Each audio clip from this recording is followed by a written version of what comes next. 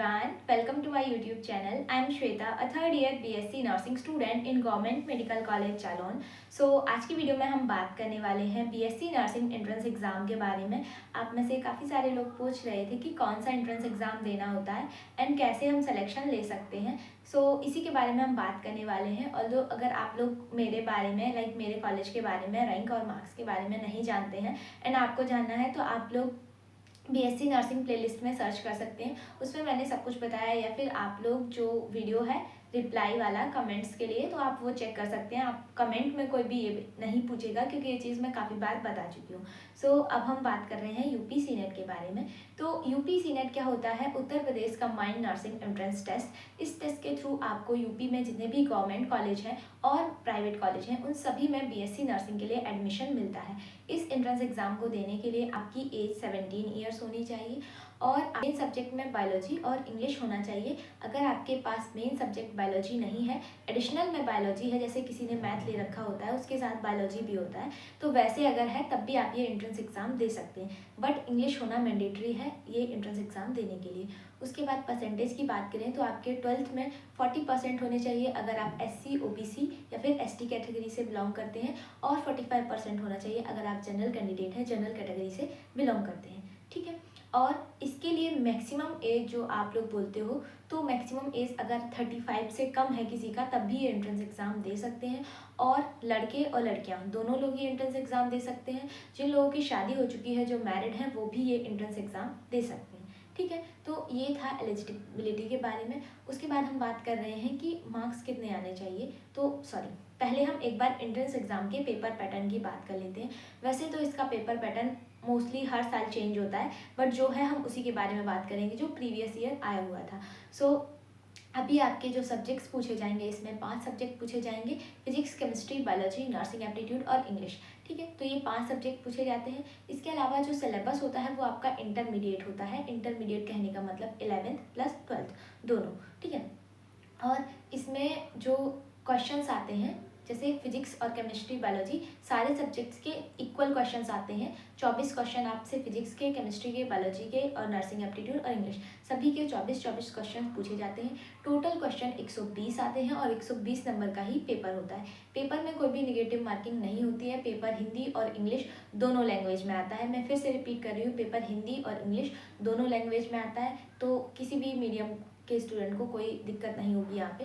और इस पेपर में कोई भी निगेटिव मार्किंग नहीं होती है, आप कितने भी क्वेश्चन अटेम्प्ट कर सकते हैं। ठीक है। तो ये हो गया पेपर के बारे में। और पेपर में टाइमिंग आपको मिलेगी 2 घंटे 15 मिनट पेपर को अटेम्प्ट करने के लिए।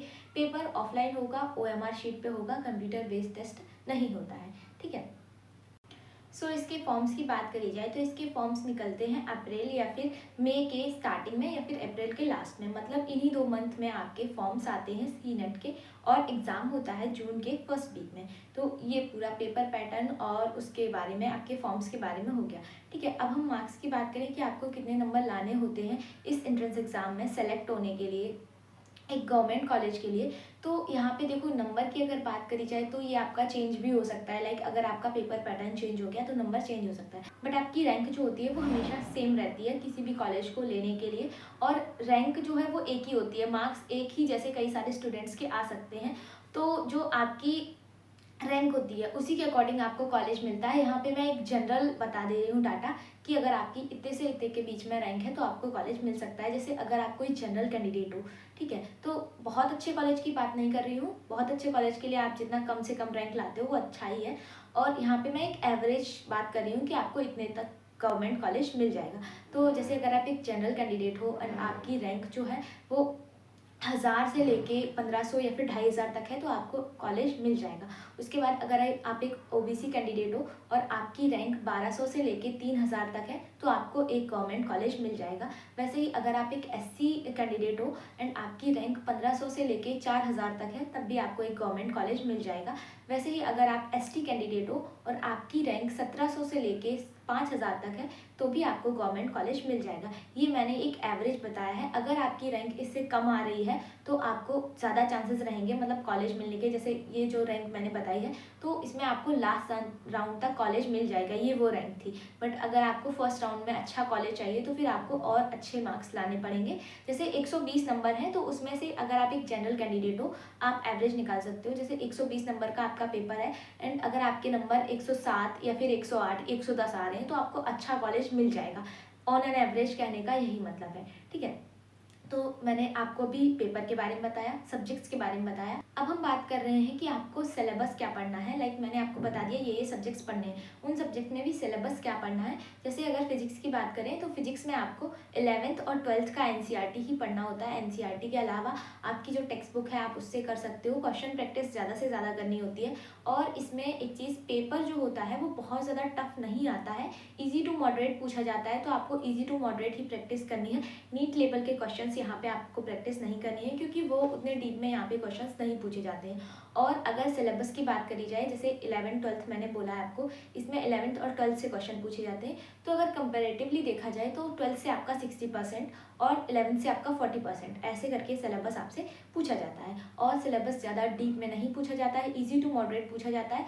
एक दो क्वेश्चन डीप आ सकते हैं और उससे ज़्यादा क्वेश्चंस मतलब बहुत ज़्यादा टफ आपसे नहीं पूछे जाते हैं, ठीक है। वैसे ही आपका अगर केमिस्ट्री की बात करूँ तो केमिस्ट्री में भी आपको 11th और 12th का केमिस्ट्री पढ़ना होता है। और जो बेसिक क्वेश्चंस हैं वही ज़्यादा से ज़्यादा आपको बेसिक क्वेश्चंस की प्रैक्टिस करनी होती है। बायोलॉजी की बात करूँ तो बायोलॉजी में आप जो है एनसीईआरटी अगर अच्छे से पढ़ते हो, सिर्फ एनसीईआरटी, तब भी आप ये एंट्रेंस एग्जाम क्लियर कर सकते हो। बट अगर आपको अच्छे नंबर लाने हैं तो आपको आउट ऑफ द एनसीईआरटी भी प्रैक्टिस करनी पड़ेगी। और इंग्लिश की बात करूँ तो इंग्लिश में आपका जो 11th 12th का बेसिक ग्रामर होता है वही पढ़ना है, वोकैबुलरी पढ़नी है और आपका जो पार्ट ऑफ स्पीच है वो सारा कवर करना है। वो सारा ही पूछा जाता है आपके इस एंट्रेंस एग्जाम में। और देखो जो नर्सिंग एप्टीट्यूड है, तो नर्सिंग एप्टीट्यूड, पहली बात तो आधे लोगों को नर्सिंग एप्टीट्यूड पता ही नहीं है क्या है। तो नर्सिंग एप्टीट्यूड क्या है? नर्सिंग का बेसिक नॉलेज, जहाँ पे आपसे नर्सिंग के बेसिक क्वेश्चन पूछे जाते हैं कि आपको इस फील्ड में आने के लिए कितना आइडिया है। उसके अलावा आपको यहाँ पे बायोलॉजी के काफ़ी बेसिक क्वेश्चन पूछे जाते हैं, डिजीज से रिलेटेड, वैक्सीन से रिलेटेड, ठीक है, हॉस्पिटल से रिलेटेड। और यही सारी चीज़ें आपसे नर्सिंग एप्टीट्यूड में पूछी जाती हैं। मोटा मोटा कहूँ तो 11th 12th से सबसे ज़्यादा पूछा जाता है। तो आपको 11th 12th को अच्छे से पढ़ना है, फिजिक्स केमिस्ट्री बायोलॉजी और इंग्लिश। और नर्सिंग एप्टीट्यूड के लिए आप कोई एक बुक से प्रैक्टिस कर सकते हो या फिर यूट्यूब से प्रैक्टिस कर सकते हो। तो ये सब कर सकते हो। अब बुक की बात करी जाए कि कोई एक ऐसी कंबाइंड बुक जहाँ पे ये सारे हम क्वेश्चन प्रैक्टिस कर सके, तो देखो दो क्वेश्चन यहाँ पे सबसे ज़्यादा मुझसे स्टूडेंट पूछते हैं कि क्या हम सिर्फ एमसीक्यू की प्रैक्टिस करके ये एंट्रेंस एग्जाम क्लियर कर सकते हैं, और दूसरा कोई एक सिंगल बुक से हम प्रैक्टिस कर लें तो क्या हम ये एंट्रेंस एग्जाम क्लियर कर सकते हैं। तो दोनों में ही मेरा आंसर है नो। क्योंकि अगर आप सिर्फ एक किसी सिंगल बुक के भरोसे रहते हो और आप ये सोचते हो किसी एक सिंगल बुक से हम पूरा उसको अच्छे से प्रैक्टिस कर लें और ये एंट्रेंस एग्जाम क्लियर हो जाए, क्लियर आप कर लोगे, नो प्रॉब्लम, आप किसी एक बुक को पढ़ के ये एंट्रेंस एग्जाम क्लियर कर लोगे। बट अगर आपको अच्छे मार्क्स चाहिए, अच्छा कॉलेज चाहिए, तो आपको और भी अदर रिसोर्सेज पे जाना पड़ेगा। आपको यूट्यूब से भी प्रैक्टिस करनी पड़ेगी, आपको टेस्ट सीरीज से भी प्रैक्टिस करनी पड़ेगी, जिससे आपके अच्छे नंबर आए। वहीं अगर एमसीक्यू की बात करूँ तो एमसीक्यू इंपॉर्टेंट है आपके इस एंट्रेंस एग्जाम के लिए। बट अगर आपकी थ्योरी क्लियर नहीं है तो आप कैसे एमसीक्यू सही कर सकते हो। तो आपको थ्योरी भी पढ़नी है और एमसीक्यू की प्रैक्टिस भी करनी है। दोनों चीज़ें जब आप अच्छे से करोगे तभी आप ये एंट्रेंस एग्जाम क्लियर कर पाओगे अच्छे नंबर्स के साथ। क्लियर करने को कोई भी कर सकता है, बट आपको चाहिए एक अच्छे नंबर, अच्छी रैंक, अच्छा कॉलेज, तो आपको सारी चीज़ों से प्रैक्टिस करनी पड़ेगी। और सबसे इम्पॉर्टेंट है यहाँ पे, जो सबसे इंपॉर्टेंट रोल प्ले करती है वो है टेस्ट सीरीज। तो आप किसी भी बुक से प्रैक्टिस कर रहे हो, किसी भी बैच से प्रैक्टिस कर रहे हो, बट आपको टेस्ट सीरीज लेनी ही लेनी है। कोई भी अच्छी टेस्ट सीरीज ले लो, अभी तो काफ़ी सारी टेस्ट सीरीज अवेलेबल हो चुकी हैं और आने वाले टाइम में और ज़्यादा टेस्ट सीरीज आपको देखने को मिल जाएंगी मार्केट में। तो आप लोग टेस्ट सीरीज़ को ज़रूर परचेज़ करना, उससे प्रैक्टिस करना। उससे प्रैक्टिस करने से क्या होता है, आपको पेपर वाला फील आता है। पेपर में जब आप अटेम्प्ट करोगे पेपर को तो आपको काफ़ी ज़्यादा कॉन्फिडेंस आएगा अगर आप पहले से टेस्ट सीरीज़ की प्रैक्टिस करे हो तो। ये सारा था आपके सिलेबस के बारे में, बुक के बारे में, टेस्ट सीरीज़ के बारे में। इसके अलावा अगर अब आप बोलोगे कि हमें रिवीजन में प्रॉब्लम है, तो आप रिवीजन के लिए वीडियोस देख सकते हो। चैनल पे 2 से 3 वीडियोस अवेलेबल हैं आपके रिवीजन के लिए। और अगर आप अभी फ्रेशर हो, आपको कुछ भी नहीं पता इसके बारे में, तो आप लोग प्रिपरेशन विद बोर्ड्स वो वाला वीडियो देख सकते हो। उसमें मैंने सारी चीज़ें बताई हुई हैं।